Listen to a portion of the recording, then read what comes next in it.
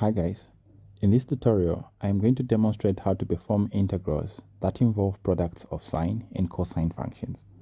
So we're going to look at 4 examples and you guys can attempt these before we even start. So the methods that I'm going to demonstrate here are not the only methods that you can use to work out these questions, but I feel they show the easiest way to actually reach the answers. But before we start demonstrating that, I'd like to first show you some identities that are going to be helpful. Just one identity really is going to be very helpful in the approach that we're going to use. So if you'd like to join my free online classes, yeah, I do a number of free classes in a week, about 3-4. So you guys can easily join them. You can check the description to see the links where you can download the Syllabo app where I conduct all my classes.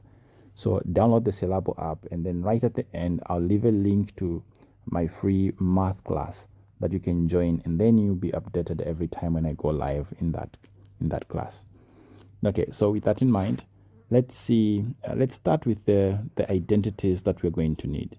You guys know full well to say that if you have sine squared x and then add to cos squared x, you know to say this will always give you 1. Well, if you made sine squared x the subject here, what you'd end up with would be 1 minus cos squared x. And if you made cos squared the subject of the formula, what you'd end up with is 1 minus sine squared x. This is going to be one useful identity in this approach. Now, it's literally an extension of just the U substitution method, but it's just combined with trig identities. So let's see, how do we actually work out a question like this with ease? It's not very complicated. It's something very easy. And once you get the trick, you'll be able to pull it off without really stressing a lot. So let's look at our first example. How do you perform integrals that involve the product of sine and cosine? Well, the first thing that you want to look for here is between the two expressions, identify the function which has an odd power. In this case, this is quite helpful when the powers are greater than 2. Say you have power 3, the odd power, the starting power is power 3. This is going to be very helpful. So if, let's say, the starting power here is a 3 or a 5 or a 7 and so on, get the odd power here, split this so that you have power 1 and another even power. So here you see that the sine has power 3, so you can split the sine so that we have sine with the power 1, and then the other should be sine with the rest of it. And since this has to give us a 3, it has to be 1, and the other has to be a 2. So that when you have sine to the power 2 multiplying sine to the power 1, you get sine to the power 3. And then, of course, that cosine with an even power is going to remain the way it is, and then like this. Once you have performed this substitution, you now want to focus on the function that remained there after splitting, the one that will have the even power. You're now going to use one of the identities here. Since that is sine squared, I will get the 1 minus cos squared x. So where there is sine squared there, I will substitute 1 minus cos squared x. Then everything else will still be exactly the way it is. Once you've reached this stage, this is where substitution comes in. So here you see this expression here, the one that is that has that square there. Let that be your u. So let u be equals to cos x, not with its square, just cos x.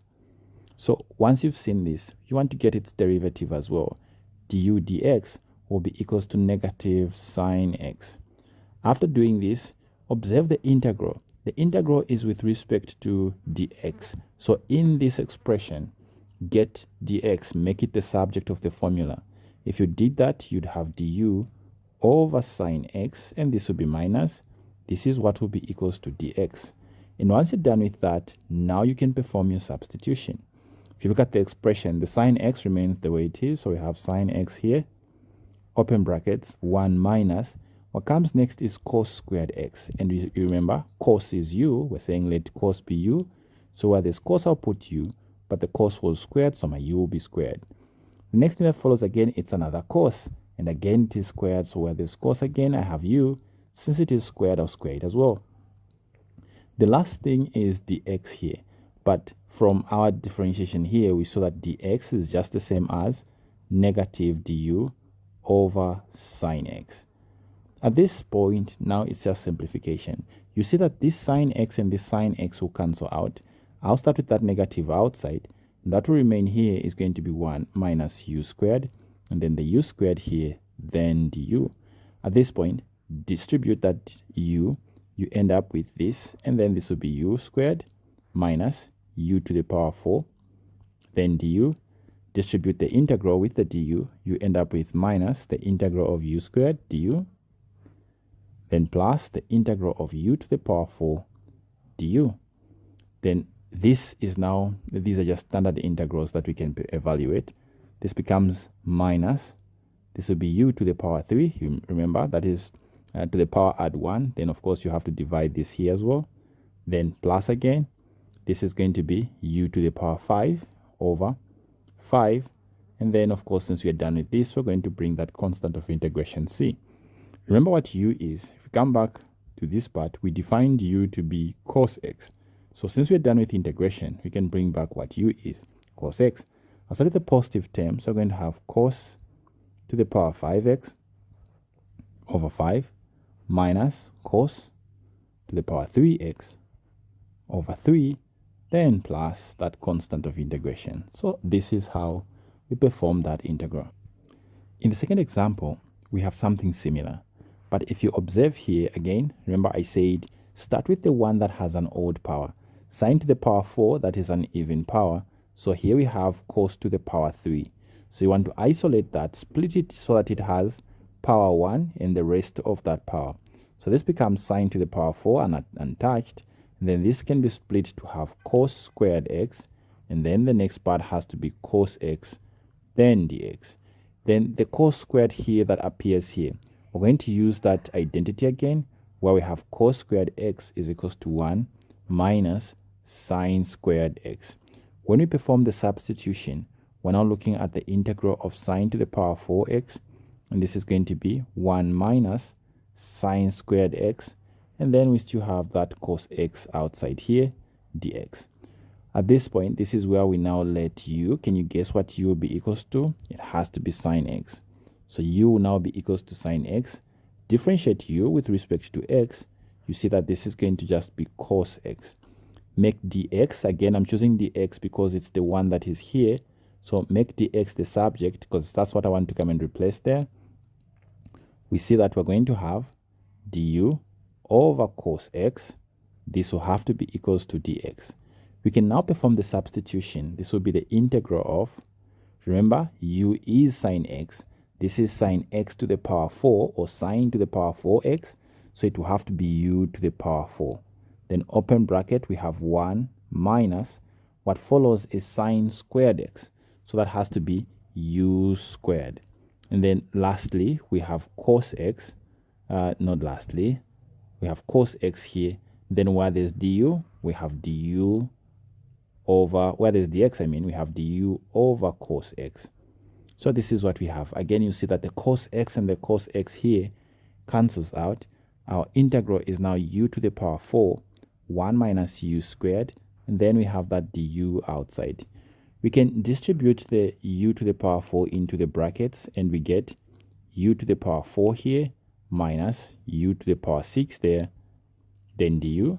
Distribute the integral in the du, we get the integral of u to the power 4 du minus the integral of u to the power 6 du. Well, these again are standard integrals that we can evaluate. We get u to the power 5 here over 5 minus u to the power 7 over 7, then plus that constant of integration. Remember again what u is. If we come back up, u was sine x. U is sine x. So you can perform the substitution. Where there's u, we'll put sine x. So you have sine to the power 5x over 5 minus sine to the power 7x over 7, then plus that constant of integration. So this is how we evaluate this one. Let's look at this one now. Now, in this case, you see that again, this is an even power and the other one here is an odd power. So again, you want to focus on that odd power. Now, when splitting this, you don't split it into sine, you don't go to sine to the power 3 and then sine to the power 2, as in this is an x here, and then you have cos squared here. This is going to be longer to evaluate. So remember what I said, split the trig function that has an odd power so that it is power 1. Split it so that you have one term with just sine to the power 1x and the other term with an even power, sine to the power 4x. And then you're going to have that cos squared at the end, the way it is. Now here again, you know to say this one with the power 1, this is the one that comes to cancel with something that will come from the dx. And this with an even power, somehow this is the one that where we have to use that identity. But how are we going to use the identity here? Well, we know how to handle sine squared, but we've got no idea how to handle sine to the power 4. So how do we approach it in this case? Well, we can now look at this in this way. You can look at it as sine to the power 2x, but just squared. So in this way, you see that the thing that is inside here, it's the term that we know how to handle, because you know what sine squared x is.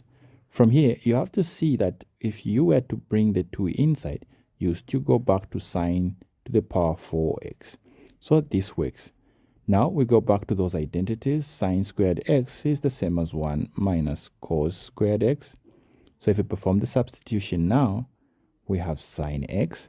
And where we have sine squared, we have 1 minus cos squared x. And then this, remember, has to be squared. This 2 outside here is this one here. And we still have the cos squared x here and the dx there. So once you've reached this stage, this is where we let u to be equal to something. Again, focus that u has to be the cos x here. So let u be equals to cos x. If you did that, du dx will be equals to minus sine x. From here again, what do I want to make the subject? It's this one here. It's the dx. So I'll make dx subject. This becomes negative du over sine x. This will be equals to dx. Now I go back to my integral. The first part is sine x. We know we don't touch that. This is 1 minus, where we have cos x, we let u to be cos x. So where there's u there, where there's cos x, we'll put u. But the cos x is squared. And the whole thing here is squared as well. And then what else? This is cos squared. So cos squared, this becomes u squared. Then we have where there's dx. This dx again, this is the one that becomes minus du over sine x.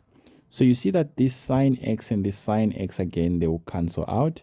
I'll bring the negative out first.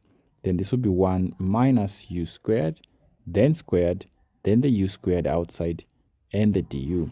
We can expand this, this expression there so that we end up with 1 minus, these will multiply, this will be minus u squared, again minus u squared, so we have minus 2 u squared here, then plus u to the power 4, and then this multiplies u squared outside, and du. We see that the u squared here can be distributed inside. We end up with minus the integral of u squared minus 2u to the power 4, then plus u to the power, when this comes inside, u to the power 6, and then du. The integral can now be distributed inside so that we have minus the integral of u squared du, then plus 2 the integral of u to the power 4 du, and then this becomes minus the integral of u to the power 6 du. At this stage, we observe that these are just standard integrals that we can evaluate. For the first one, we end up with u to the power 3 over 3. And then for the second one, we end up with, this is a 2 outside, so we're going to have a 2 here. Then this is going to be u to the power 5, and then over 5. And then the third one, this is going to be minus, and this is going to be u to the power 7 over 7, then plus the constant of integration there. We can simplify this a little bit so that we end up with minus, that's minus u to the power 3 over 3, plus, that's 2 over 5, u to the power 5 minus u to the power 7 over 7, plus that c. But if we go back, remember that u was cos x. We said u is cos x. So where there's u, we'll put cos x.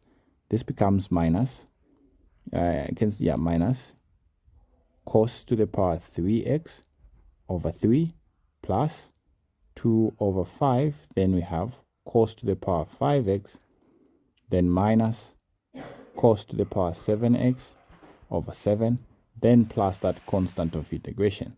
So this becomes the integral that we were going for. Well, in this case, you notice that both powers are even powers. So because of that, how do you approach this? There are a number of ways that you can approach this. The first one is to start by using the same identity that we've been using all along for some time now, which is this one, and sort out this so that you end up with something for cos. That will also require you to use an extra step.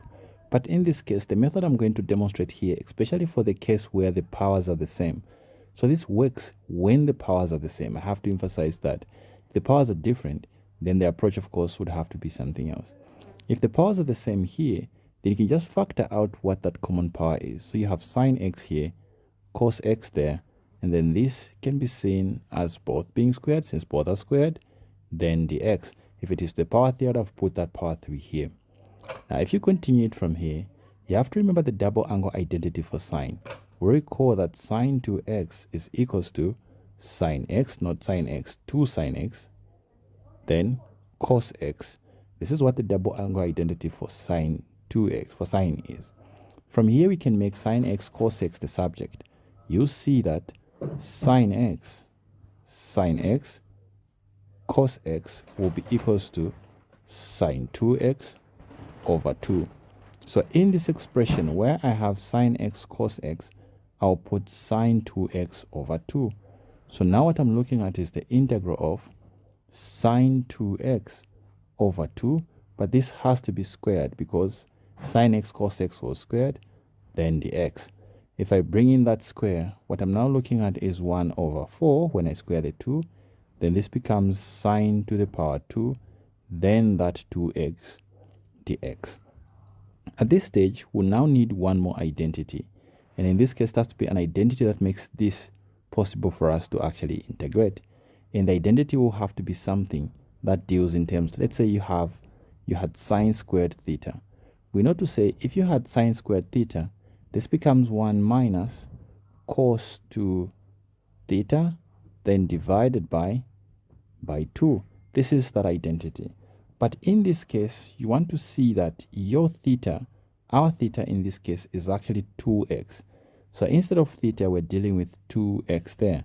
So where there's theta, I'll now put 2x. So I can remove this theta and I'll put 2x. So that again, I'm seeing that theta here, this has to be 2x. So if you simplify this, you're now seeing that sine squared 2x, this will be equals to 1 minus cos 4x divided by 2. So in this expression where I have sine squared 2x, I'll now make the substitution. This is now the integral of 1 over 4. And then we have 1 minus cos 4x over 2, then dx. We can split this fraction here into two separate fractions. We now have 1 over 4. The integral of this is going to be 1 over 2 minus cos 4x, then also over 2, then dx. Alternatively, we could have just pulled that 2 out so that outside we could have had 1 over 8 here, and then inside would have, under the integral, would have remained with 1 minus cos 4x and then dx. Now here, of course, you can see that this integral can now be sent inside. So we have 1 over 8, and then you can look at it as the integral of, when the dx comes, this will just be 1 dx minus the integral of, this will be cos 4x, then dx. So these are the two basic integrals that we're now just evaluating. So this is now 1 over 8. The integral of dx is just going to be x. And then the other part, this is the integral of cos 4x. So this is minus. And when we integrate cos 4x, this is going to be 1 over 4. And the integral of cos is sine. So this is going to be sine 4x there. Then since we are done, this is where we're going to say plus that constant of integration c. So that in the end, this is now just x over 8 minus the 8 and the 4 will multiply. This becomes sine 4x over 4 and 8, that is 32, then plus that constant of integration. So this becomes the integral that we're expected to find there. Now I want you guys to try one expression. Let me leave this for you guys to try. What if you had the integral of sine to the power 3 and then cos to the power 3, let's say sine x, sine to the power 3x, cos to the power 3x dx. How would you approach this one? Is it something easy for you to do, or is something too complex? Now guys, we'll see you in the next tutorial. We'll be looking at questions or integrals that you can work out using a trig substitution, like letting x being equals to tan x or to cos x or to sin x.